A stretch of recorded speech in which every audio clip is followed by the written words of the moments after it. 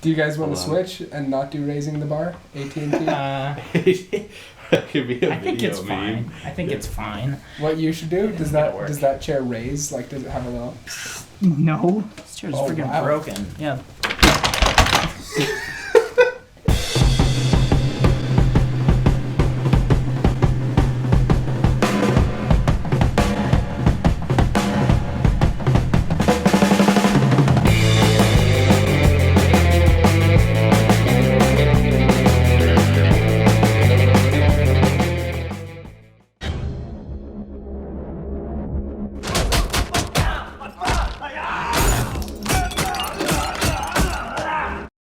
Okay, so we watched The Raid, and The Raid Redemption, as it's called, and The Raid 2. And The Raid 2. Because why not?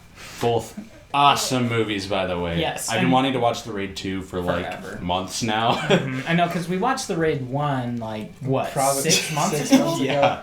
And because that was when I bought them, because I bought both of them. Because I heard great things, and I love me some kung fu movies. Yeah, so I was like, all right, I'll try them. And the YMS guy gave them glorious reviews. This is a movie that excels on its action, and it tries its best not to bullshit you in between.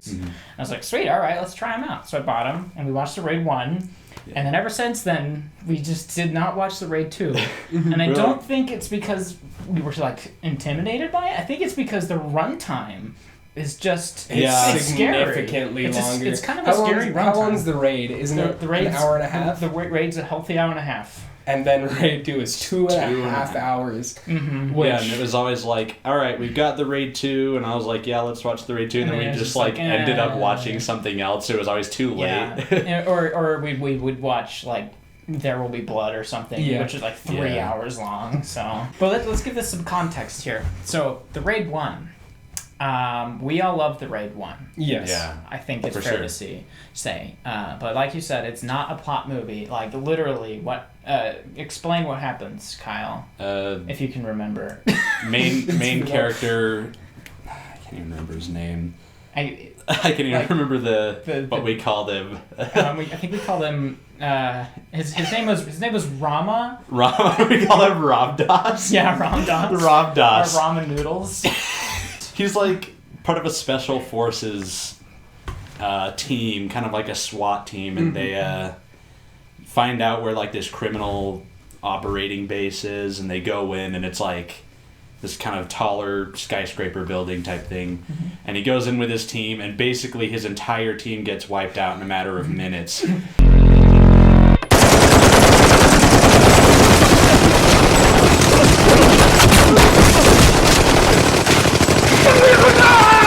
The thing about this movie that it doesn't have is plot or story, but that is one thing that is also for the movie's benefit. Yeah, that's an odd positive for the first Yeah. one. Yeah. Because it gets you to the action that you paid to watch. Within 10 minutes, people are getting shot up. Yeah. You don't want something you have to think about, a story. Yeah, this is dumb. And not just kind of shot up, mincemeat, ripped to shreds, gunned down like the degenerates they are, shot up. Yes. Turning people into applesauce. Yes. Violence. Literally. There are movies like these movies that do have good plots. And that work very well in their own right. I would say Hot Fuzz is a perfect movie because it balances both. It balances story and characters and action very well. But The Raid doesn't even try. And that's what's kind of great about it. Yeah. It just, within 10 minutes, they're in the building, people are dying, and from there, it does not stop. That's the whole movie. That's it. Yeah, there really isn't much to talk about. The Raid 1 is... The biggest thing that we really can talk about is one mistake that happened between the two of the movies, being the casting of Mad Dog. Yeah. Well, the casting is good. No, the casting is fine. Yes. But he played a character who was violently murdered with a light bulb in the first movie.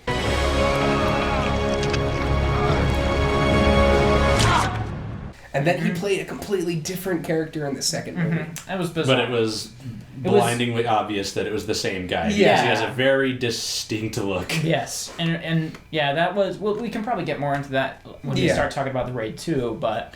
Yeah, that one was... It's jarring to see that. Yeah. And it's like, whoa. It kind of kicks you out of the movie for a split second. Yeah. And you're like, is that the same guy?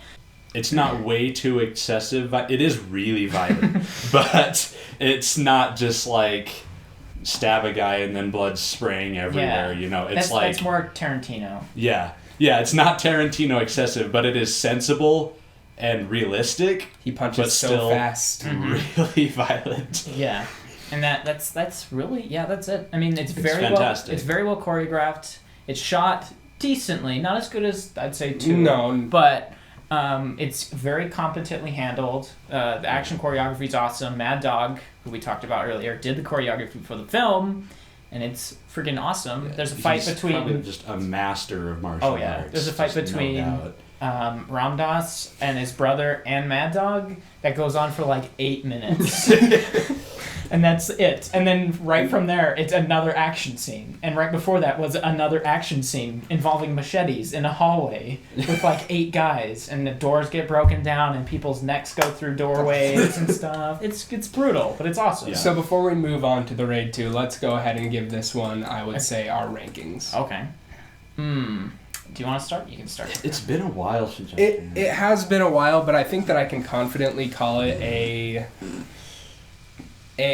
I think, like I said, I think that it's good for the fact that it didn't try to throw in the story. Yeah. Because a lot of times, hastily written, tossed in stories end up taking you out of the purpose of the movie. So I think that I can confidently call it a 7 or an 8. Yeah. Okay. I'd call it between those. That's what I'd say. Okay. So 7, Yeah, 7, I agree, 8, like, 7, 8. Yeah. I think I'd give it a 7, solid 7. You know, like you said, it doesn't try to do anything special. It is an action movie, and it does it very well.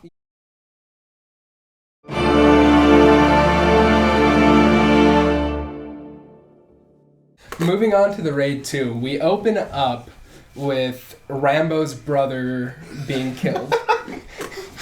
Yeah, it takes place directly after, just like the Dead movies. His name changed again. 3 hours after the first movie. Barely after the first movie. Maybe like a day. Yeah, at most a day, but directly, it's a direct. It's very, sequel. very soon after. But what's interesting about the Raid 2 and how it opens is that it takes some of the threads that were left open from Raid 1 and it just cuts them. All of them. It cuts all of them off except for the main character. Yep. Like, the old guy from Raid 1 gets brutally shot. Gets like 13 times. And the guy that he saves, the guy with the limp, he just kind of disappears. And then his brother gets shotgunned. So there's only the main character left. Head blown off. And the guy who got his leg injured, they were going to... It's like implied that they kill him. Yeah.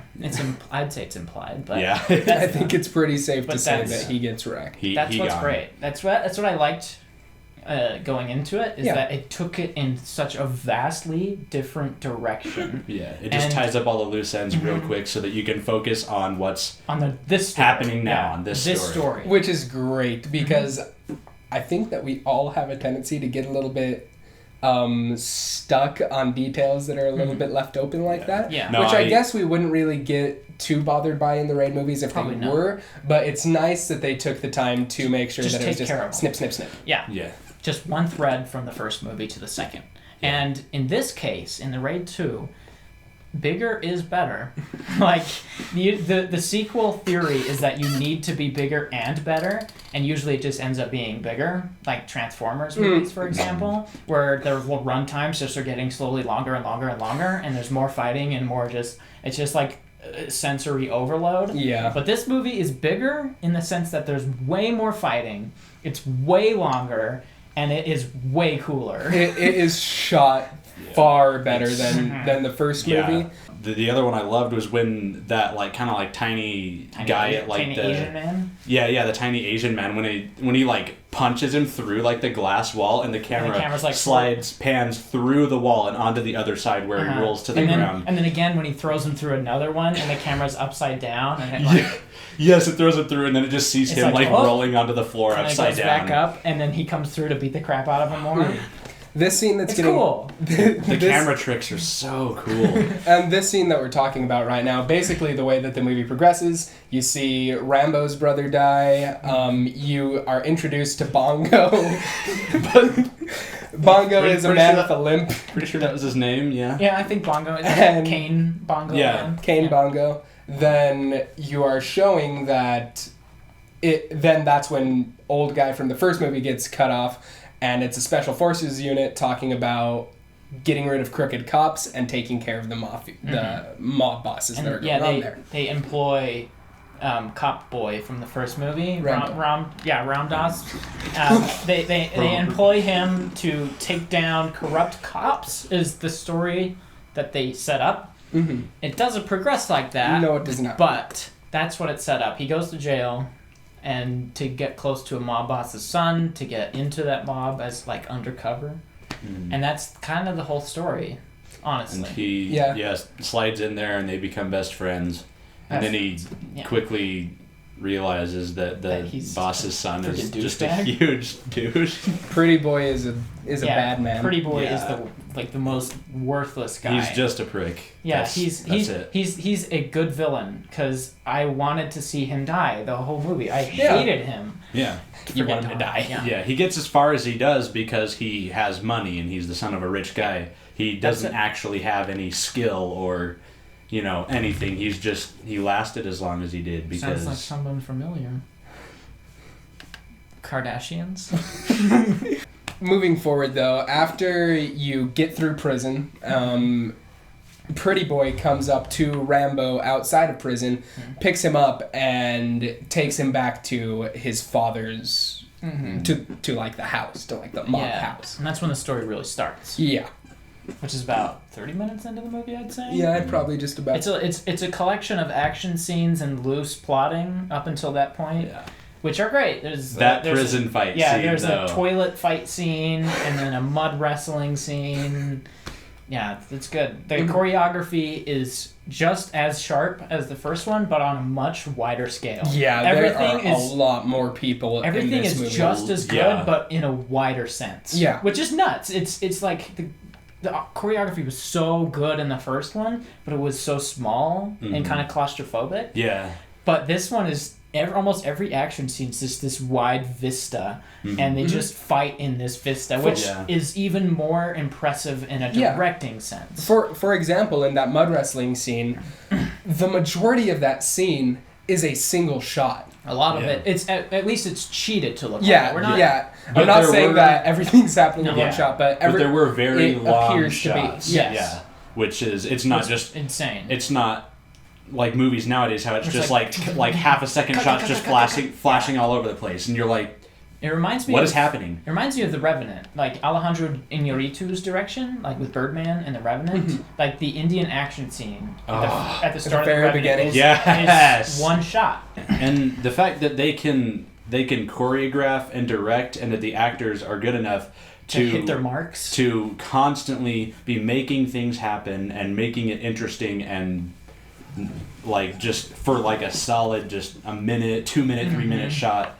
While main things are going on and people in the background, like I noticed little to no inconsistencies or like actors out of place who were just standing there or doing bad. It was like, or like clearly missing. Just like it was like everyone was directed. The director went to every single person. It's like you're not going to be in the main shot, but here's what I want you doing, which is impressive. And really you could see even pretty gritty, nasty things happening in the background aside from the main shot. There was all the main stuff, and then there were guys freaking beating the crap out of each other, stabbing each other with shivs and whatnot, and breaking each other's limbs in the background while all the main stuff was happening. Yeah, and I think that scene sets the tone for the movie. Yes, because up until that point, it was still almost like the first one, the first raid. All the fights were very tight, like the toilet scene. It's Yes. still a very tight fight scene, but then that one takes place and you're like, all right, this is different. This is different. And then that takes you through the movie. Yeah. Like, the fight scenes carry the movie. Yeah. Like, literally. Oh, the fight most scenes definitely. carry the movie. Like, this time, I commend the filmmakers for trying something different than the first one. I commend them wholeheartedly. But the story just sucks. Mhm. The story sucks. Yeah. Like, I do not like the story at all. It's very generic. Mhm. It's like, Yeah. ooh, a mafia, and they need to take them down. Even though it was set up like, we're going to get the crooked cops. It ends up still being, just let's turning take into- down the mafias. Which Yeah. is very generic. It And it loses its main character for so long in the It middle. really Yeah, does. he's like He gone for like a evaporates. solid half an hour, like 3/4 of the way through.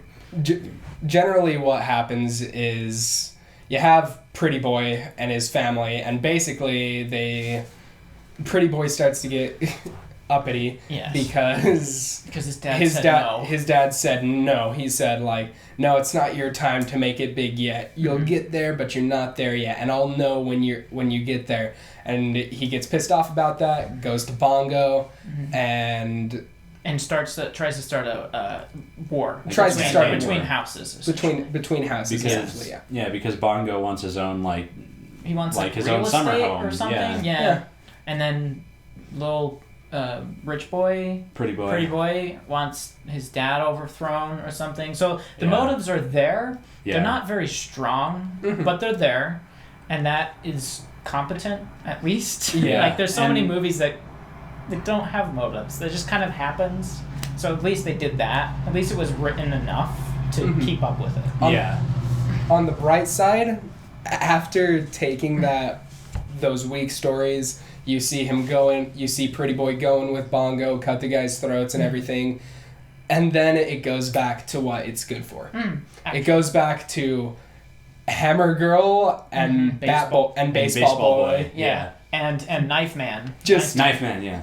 killing Everyone. everybody. Destroying people. And so it's like you can go to other scenes, show what's going on, and be missing the main character for But half we need an to know hour. what he's but doing. Yeah, we Yeah. need to know what he was doing for And that was time. the most strange part. It wasn't like Yeah. it wasn't like bad initially. Like, I wasn't like, where is he? But it was just like it was happening, and then I was like, oh, there he hasn't, yeah, where has he been? Then it's bad. it's also weird when Pretty Boy meets up with Bongo.